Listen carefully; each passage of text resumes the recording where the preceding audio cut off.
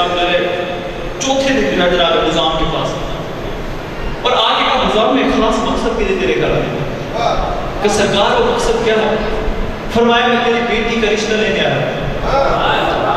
اب جناب حزام نے بڑا پیارا فکر ہے کہ سرکار میں پوچھ سکتا ہوں آپ کس کے لیے رشتہ مانگے ہیں؟ اب خدا کی قسم جناب یقین نے یہ نہیں کہا